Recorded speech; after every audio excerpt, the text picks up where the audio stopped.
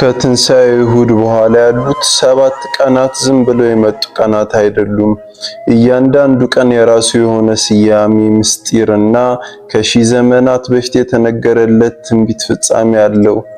የሰው ልጅ ከሲኦል ወደ ገነት የተሻገረው በየትኛው ዕለት ነው? ሐዋርያው ቶማስስ በጥርጣሬ ውስጥ ያገኘው ድንቅ ምስጢር ምንድነው? ዛሬ በብዙዎች ዘንድ የማይታወቁትን የሰሙነ ፋሲካ 7 ታላላቅ ምስጢሮች አንድ በአንድ እንፈታለን። ሰላም የእግዚአብሔር ቤተሰቦች እንደምን አላችሁ? የእግዚአብሔር ጸጋና ሰላም ከሁላችን ጋር ለዘላለሙ ይኖር። ለቻናላችን አዲስ ከሆኑ ሰብስክራይብ በማድረግ ይህ ቪዲዮ ለሌሎች እንዲደርስ ላይክ በማድረግ የመንፈሳዊ በረከት ተሳታፊ ይሁኑ። ከሞት በኋላ ሕይወት አለ፣ ከጨለማ በኋላ ብርሃን አለ። የሰው ልጅ ለዘመናት በሲኦል ጥላ ስር ሆኖ ሲጠባበቀው የነበረው ያ ታላቅ ቀን ደረሰ። ሞት ተሸነፈ፣ መቃብር ተከፈተ፣ የሰው ዘር ነፃ ወጣ። ነገር ግን የትንሣኤ ምስጢር በአንድ ቀን ብቻ የሚቆም አይደለም። ቤተክርስቲያናችን ከትንሣኤ እሁድ ጀምሮ ያሉትን 7 ዕለታት በልዩ ስያሜና በታላቅ ምስጢር ታስባቸዋለች። ዛሬ በሰሙነ ፋሲካ ውስጥ የተደበቁትን 7 ድንቅ ታሪኮች በጥልቀት እንመለከታለን። እስከ መጨረሻው አብራችሁን ቆዩ።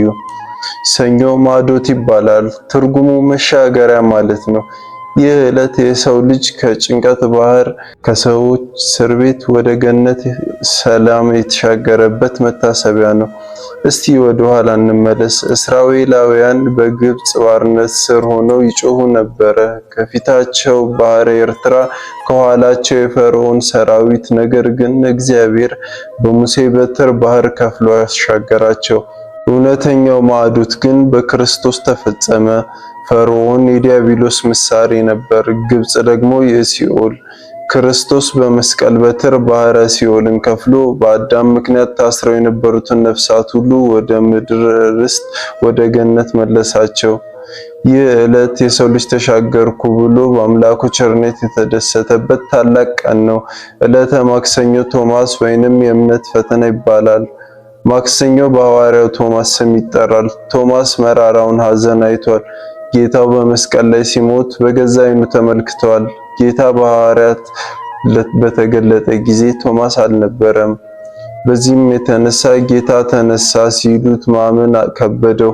እኔ ሳላይና የችንካሩን ምልክት በእጄ ሳልዳስስ አላምንም አለ። ይህ የቶማስ ጥያቄ የሁላችንም የሰው ልጆች ድካም ነበር። ጌታችን ግን በቸርነቱ ቶማስን አልተውም። በዝግ ቤት ገብቶ ጣትህን ወደዚህ አምጣ አለው። ቶማስ የጌታን ጎን ሲዳስስ እጁ በእሳት ውስጥ እንደገባ ጅማት ተጎማተረ። በዚያ ቅጽበት የጌታን አምላክነት አመነ። በስሜት ጌታዬ አምላኬ ብሎ ጮኸ። ጌታችንም ለሁላችንም የሚሆን ትልቅ ትምህርትን ሰጠ። ስላየኸኝ አምነሃል፣ ሳያዩ የሚያምኑ ብፁዓን ናቸው አለ። ዛሬም ቤተክርስቲያን ቶማስን በማሰብ እምነታችን እንዲጸና ትጸልያለች። ዕለተ ረቡዕ በአልዓዛር ስም ተሰይሟል። ጌታችን ኢየሱስ ክርስቶስ ከመቃብር ርቆ በነበረበት ወቅት ወዳጁ አልዓዛር ታሞ ሞተ። 4 ቀን አለፈ። አስክሬኑ መሽተት ጀመረ። ነገር ግን የሕይወት ጌታ ወደ መቃብሩ መጣ። አልዓዛር ሆይ ውጣ የሚል ታላቅ ድምጽ በሞት መንደር አስተጋባ። የሞተው ተነሳ፣ የታሰረው ተፈታ። ይህ ተአምር ግን ለጌታችን ትልቅ ፈተና ይዞ መጣ። አይሁድ ይህን የሚያደርግ ሰው ካለ ዓለም ሁሉ ይከተለዋል ብለው ቀኑት፣ ሊገድሉትም ተማከሩ። ቤተክርስቲያን ይህን ዕለት ስታስብ አልዓዛርን ያስነሳው አምላክ ለእኛም የትንሣኤ ሕይወት እንደሆነና ለሚያምኑት ሁሉ ትንሣኤ ዘለ ክብር እንደሚሰጣቸው እየመሰከረች ታመሰግነዋለች። ሞት በአምላክ ቃል ፊት ስልጣን እንደሌለው የታየበት ዕለት ነው። ረቡዕ ሐሙስ የአዳም ሐሙስ የተስፋው ፍጻሜ ይባላል። ሐሙስ የአዳም ዕለት ነው። አዳም ከገነት ሲወጣ በዓይኑ እንባ በልቡ ሐዘን ሞልቶ ነበር። ነገር ግን ቸሩ አምላክ ከ5 ቀን ተኩል በኋላ ከልጅ ልጅ ተወልጄ አድንሃለሁ የሚል የማይታጠፍ ቃል ገባለት። 5500 ዓመታት አዳም ይህንን ተስፋ ይዞ በሲኦል ውስጥ ጠበቀ። ሐሙስ ዕለት ያ የሺህ ዘመን ተስፋ ተፈጸመ። አዳም ወደ ቀደመ ክብሩ ተመለሰ። ርደተ ሲኦል ተቀረፈ። የጨለመው ግድግዳ በብርሃን መለኮት ፈረሰ። ኃጢአት በበዛችበት ዘንድ ጸጋ እግዚአብሔር ትበዛለች እያሉ አዳምና ሔዋን አምላካቸውን ያመሰገኑበት ዕለት ነው። ምንም እንኳን አዳም ከሲኦል የወጣው በዕለተ ዓርብ ቢሆንም ቤተክርስቲያን ግን የአምላክን ቸርነትና የአዳምን ተስፋ ለይቶ ለማሰብ ይህን ሐሙስ አዳም ብላ ሰይማ በታላቅ ዝማሬ ታከብረዋለች። አምስተኛው ዓርብ ቤተክርስቲያን ወይንም የድህነት ማኅተም ይባላል። ብዙዎች ዓርብን የሕማም ዕለት ብቻ አድርገው ያስባሉ። ነገር ግን ለሊቃውንቱ ዓርብ የቤተክርስቲያን መሰረት የተጣለበት የድህነት ሥራ የተፈጸመበት ታላቅ ዕለት ነው። የቤተክርስቲያን ጉልላቷ መስቀል ነው፣ መሰረቷ ደግሞ ቀራንዮ።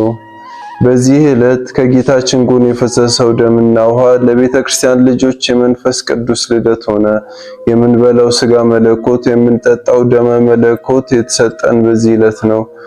ዓርብ የመና ፍጻሜ ነው። ሁሉም ነገር የተጠቃለለበት የሰው ልጅ በደሙ ተዋጅቶ የክርስቶስ ቤተሰብ የሆነበት ዕለት በመሆኑ ቤተ ክርስቲያን ተብሎ ይጠራል። ስብከት፣ ትምህርትና ተአምራት ሁሉ በዚህ ዕለት ማኅተም አገኙ።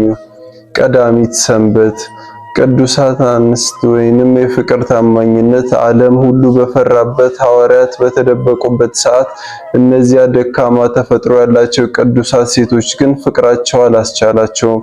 ከመስቀል ስላልጠፉም ወደ መቃብሩም ሽቱ ይዘው በሌሊት ገሰገሱ። ድንጋዩን ማን ያንከባልልናል እያሉ በጭንቀት ሲሄዱ ከመቃብሩ ዘንድ መሬት የሚያንቀጠቅጥ ብርሃን አዩ። መልአኩ ተነስቷል፣ እዚህ የለም ብሎ ታላቁን የምስራች ለመጀመሪያ ጊዜ ያበሰራቸው ለነሱ ነው።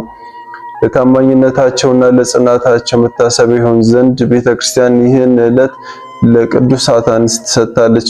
መቅደላዊት ማርያም የትንሣኤውን ብርሃን ቀድማ በማየቷ የሐዋርያት ሐዋርያ ሆና እንድታበስር ታላቅ ክብር ተሰጣት። እሁድ ዳግም ትንሣኤ ወይንም የሰላም አዋጅ ትባላለች።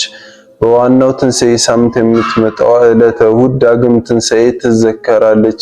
ከላይ እንደተመለከትነው ጌታችን በትንሣኤው ዕለት ማታ በዝግ በር ገብቶ በቅዱሳት ሐዋርያት መካከል ተገኝቶ ሰላም ለሁላችሁ ይሁን ብሎ ትንሣኤውን ሲገልጽላቸው ሐዋርያው ቶማስ አልተገኘም ነበር። በኋላ ከሄደበት ሲመጣ ጌታችን እንደተነሳና እንደተገለጸላቸው ሐዋርያት በደስታ ሲነግሩት በኋላ እናንተ አየን ብላችሁ ልትመሰክሩ ልታስተምሩ፣ እኔ ግን ሰምቻለሁ ብዬ ልመሰክር ላስተምር አይሆንም፣ እኔም ካላየሁ አላምንም አለ። ስለዚህም የሰውን ሁሉ ይልቁንም የመረጣቸው የወዳጆቹን ልብ ሐሳብ የሚያውቀው ቸርነቱ ወሰን የሌለው የባሕርይ አምላክ መድኃኔዓለም ክርስቶስ ልክ እንደ መጀመሪያው ትንሣኤ ዕለት አበው ሐዋርያት በተዘጋ ቤት በአንድነት ተሰብስበው እንዳሉ በሩን ሳይከፍት ገብቶ ሰላም ለሁላችሁ ይሁን በማለት በመካከላቸው ቆመ። ቶማስንም ያመን እንጂ ተጠራጣሪ አትሁን፣ እነሆ የተቸነከሩ እጆቼና እግሮቼን የተወጋ ጎኔንም ናና ብሎ አሳየው። እርሱም ምልክቱን በማየቱ በመዳሰሱ ትንሣኤውንና አምላክነቱን እንደ ፍላጎቱ በመረዳቱ ጌታዬ አምላኬ ብሎ መስክሮ የክርስቶስን ትንሣኤ አመነ።